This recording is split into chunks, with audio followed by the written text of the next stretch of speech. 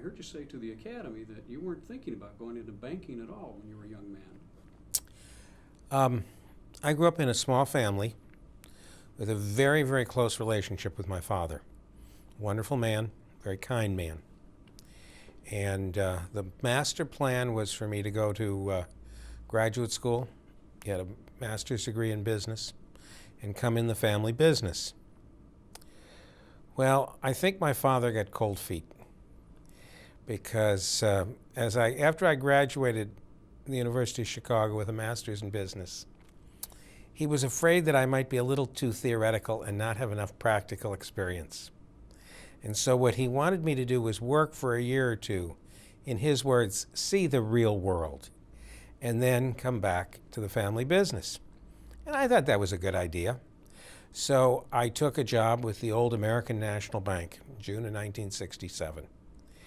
And I thought I'd stay in banking for a year or two because a bank was a place that you could observe a lot of different things in business and get some real experience. Well, I had a ball. It was a great place to work. I miss it to this day. It trained you. It gave you a lot of on-the-job practical experience. And the problem was that the more time I spent in banking, the more I preferred banking to going back into the family business. And so, to my father's chagrin, about 15 years later, he sold the family business because he wanted to retire and there was no one to take his place. But I've never had any regrets, and candidly, neither did he. What was the family business? The family business was started by my grandfather in the 30s. And it was a manufacturing business, and it made men's tie clips, tie bars, and belt buckles. And it was a very nice business because it was an industry that historically was dominated on the East Coast. And there were very large shipping costs associated with shipping metal buckles, metal jewelry across the country. And you sold these items, the buckles you sold to belt manufacturers, the jewelry you sold to the mass merchandisers. And so my father realized that there were a number of leather tanners here in Chicago who in turn supplied leather to belt manufacturers here in Chicago. And if he could manufacture here, he would have a substantial advantage over the companies he was competing with in Waterbury, Connecticut, Providence, Rhode Island, places like that. And they prospered and did very well. It was a wonderful business. It's just not the business I wanted to go into. I like banking. What appealed to you about banking when you came on the job? I found banking very intellectually stimulating. It gave you a great chance to work with people. I really liked the relationship side of banking. The fact that you got to know people, they got to know you, you got to know their business, they trusted you, you were able to help them. It's a great feeling. You also learn a lot about a lot of different kinds of business, I imagine. Absolutely. You learn, that's what I meant. If you go into the family business, it's a very narrow, who told the old story about 30 years of experience being 1 year 30 times? Well, that's not true in the banking business because you're dealing with such different things all the time. Where in the jewelry business, after you've been there, and the buckle business, after you've been there a while, it becomes very repetitious. And remember, I had worked there all through high school in the summers all through college. So, I mean, I knew the family business. Were there people who were mentors to you on the way up? Yes. In fact, I met with one today. There was a gentleman named Jack Katz, who I met at the American National when I first came there. And he gave me a lot of guidance, kept me out of a lot of trouble. He was just a big, big help. What were some of the values that guided you and principles that guided you throughout your career?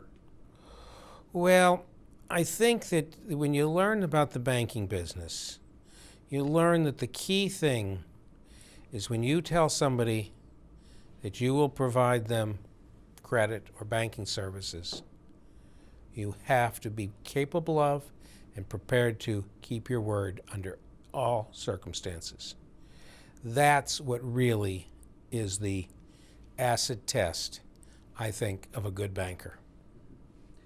When you're involved in the banking community in Chicago, in the industry here in Chicago, you're also involved in the public life of the city and all sorts of different developments. Right. And you're really in with all the currents of what's happening in the city.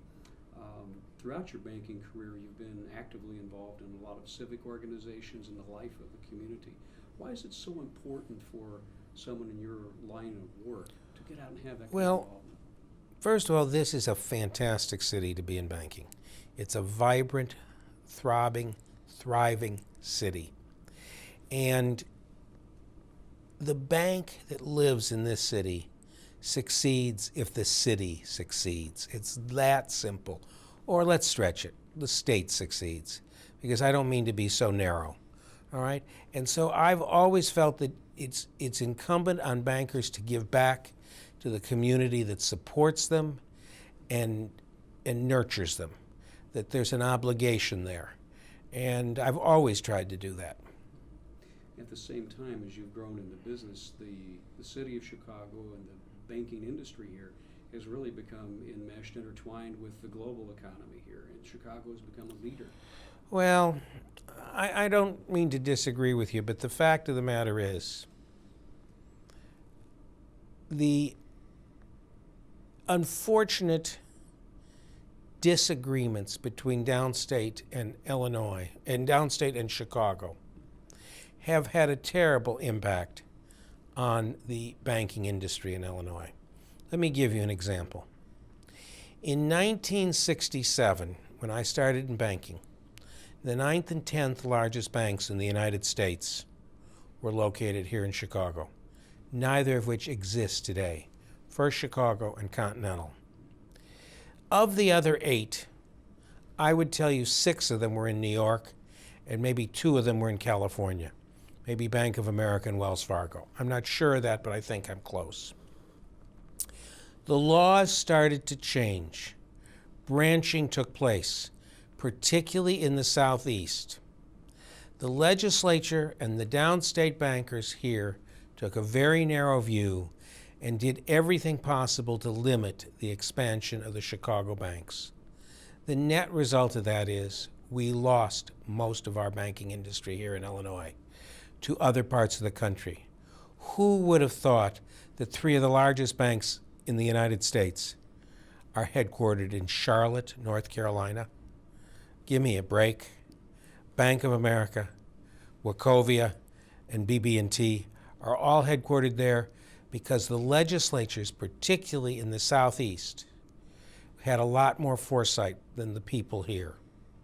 And they permitted expansion when every major bank in the city of Chicago was operating with one hand tied behind its back. And that's the result that you get. Is that because the downstate Democrats were running things at the time? I'm not sure whether it was the Democrats or the Republicans or who was doing what. The fact is there are a lot of small banks. Remember, 10% of the banks in the United States are in the state of Illinois. There are 9,000 banks in the United States. 900 of them, approximately, are in the state of Illinois. And a great many of them are in central and southern Illinois, and each one of them has a legislator, and each one of them went to their legislator and said, protect me, because those awful people in Chicago are going to come here and put me out of business. The fact of the matter is, the banks in Chicago had no more intention of going to downstate Illinois than the man in the moon. It was a figment, but that's what happens. I have a feeling we could talk about this issue for a long time. We could. And I imagine I know probably some of the guys who run the local bank boards down there. I guess what I was getting at a little earlier was from my late... By the way, let me just say, when they started to get a little older and decided they wanted to sell the banks and make a lot of money, then they lamented their short-sightedness because they weren't getting the prices in Illinois because of the limit on where banks could expand that many other bankers around the country got for their banks in areas that allowed consolidation. So there's an irony to all this. It sure is. For LaSalle Bank, what was the strategy for success here? Well, LaSalle has a very fascinating history. LaSalle is over 80 years old. And the bank was started right here on LaSalle Street. That's where it took its name. But it really didn't grow very much. It was bought by the Dutch in 1979.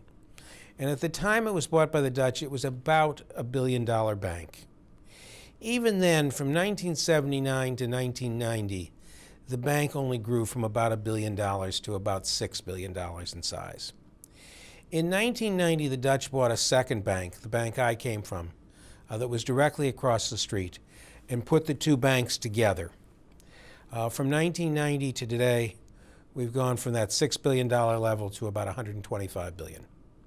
So we've had a great run the last 15 or 16 years. No doubt about that. And from reading some of the materials on your background, it wasn't always from sticking with all the high rollers. You actually made a lot of small business loans. Well, small business lending, or I don't want to say small business, that's not the right word.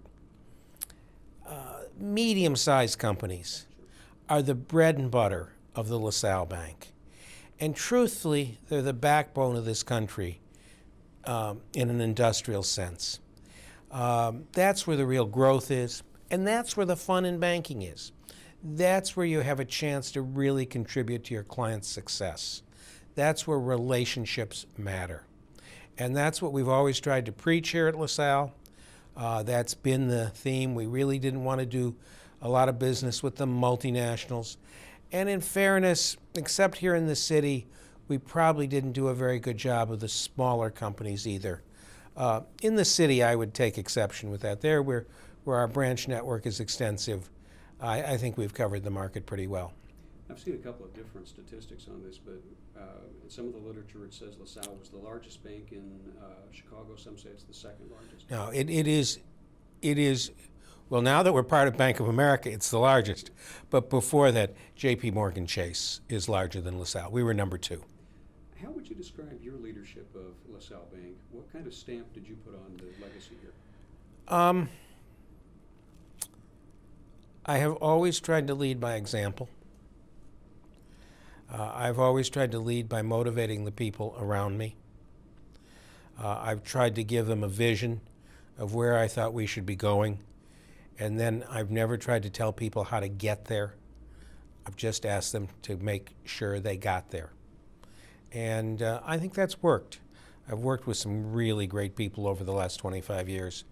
And I think they took the lead I gave them and probably far exceeded what I could have done. One of the things that you're very much noted for is your work in the philanthropic community here and civic engagement. We touched upon that a little bit earlier, but what motivates you to give back to the community? Well, again, I find it very satisfying to give back to the community. And I told you, it's a bit of pragmatism as well. If the community succeeds, the bank succeeds. And I'll give you one of the best examples.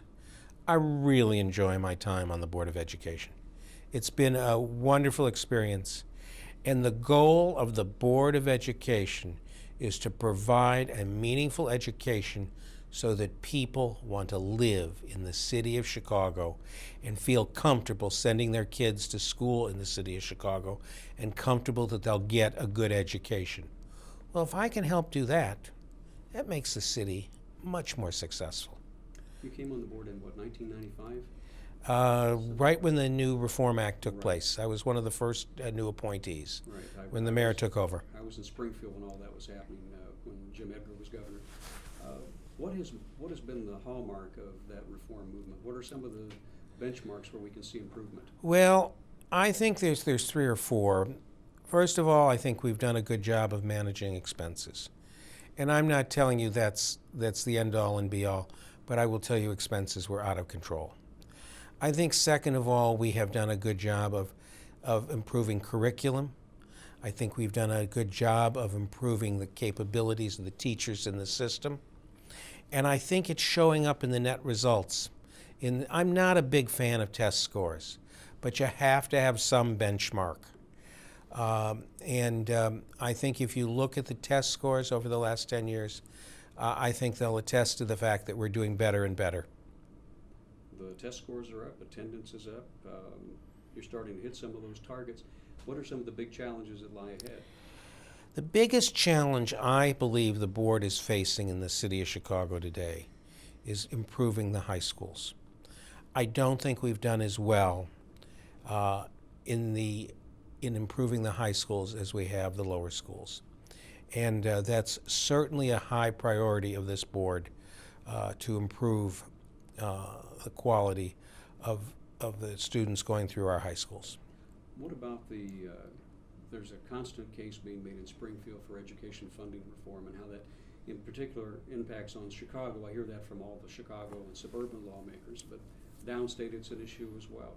Well, look, I think we're doing pretty damn well with the resources we're given. But I am telling you, we could do better if we were given a little more resources, not a huge amount. I mean, I find the irony of the fact that we spend $6,000 a student in the city of Chicago when we have such a terrible need, and spend $9,000 or $10,000 per student in Lake Forest, where a lot of these kids get great educations at home and from the backgrounds they come from. I mean, there's a disconnect here. There's something wrong. There's something wrong with the tax system we use to pay for education. And I think that there are some ways this could be improved. I'm not sure this is the format to get into it, but I'd sure like to see it improved, and I'd sure like to see it a little more equal. Yeah, we could talk about casinos and everything else. You betcha. But in talking back to LaSalle Bank and its community interest, one of the things I figured that was quoted was for United Way in 2006, the #1 supporter, $1,000 contributions by employees, over almost $3 million raised by LaSalle. Well, we did, I think, a really good job last year. I'm a very big believer in the United Way. United Way came to me and asked if we would be the lead horse in the challenge grant. So besides our annual contribution, besides our employees' contribution, we were able to make a one-time $1 million contribution. So you're seeing the effects of all three of those things at one time. Now, I can't do that every year. I mean, it's just not practical. But we're doing everything to encourage our employees to participate. And I am certainly encouraging Bank of America to continue at least at the level of contributing we've been at. And I'd like to see them increase it. Does the LaSalle brand disappear after this merger? Yes, the LaSalle brand will disappear sometime early next year, and you will just see the Bank of America logo. With respect to back to your civic involvement, you're also on the board at WTTW. Yes.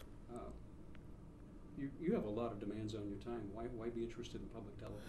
Oh, I love public television. I love the fact that public television does not have to deal in the same way with the marketing forces that impact commercial television. That it has the luxury of doing some things, not just for the ratings, but for the good of what they can contribute. And let me say to you, with the budget we have right now at WTTW, but that's not so easy to do anymore. We've got our hands full, and I'm trying to help there to see if we can get some additional funding.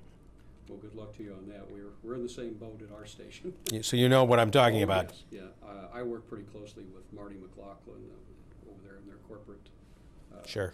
governmental relations area. He's our executive producer for the Lawmakers program. So I know quite a bit about you. It's a good working partnership. Listen, let me just conclude on WTTW. Sure. I personally, and I think the board shares my vision, that we would like to elevate the WTTW game. There are certainly two other stations in this country that I think of as leaders, New York and Boston. And my goal while I'm on this board is to see us, Channel 11, be put in that category. Love to see that happen. Love to work with you on that. I know we're getting close on our time here. To wrap up, in your public life and your corporate life here, what's been the most satisfying thing for you as you look back? I think what we've achieved in the development of this bank, of taking a small, sort of nondescript institution and building it into what was probably the 16th or 17th largest bank in the United States. The fact that people felt that we were good enough that they wanted to pay $21 billion to buy us. Maybe that's a little mercenary, but I personally found it sort of satisfying. As a native Chicagoan, I don't imagine since your retirement you're going to be leaving the area. I wouldn't leave on a bet. Now, I might skip out a little in January and February, but that's just because of the weather. The rest of the time, I love this city. Are we going to see more volunteer efforts on your part?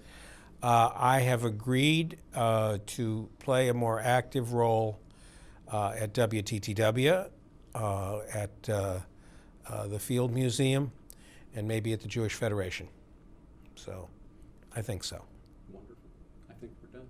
Thank you. Nicely done, sir. Thank you.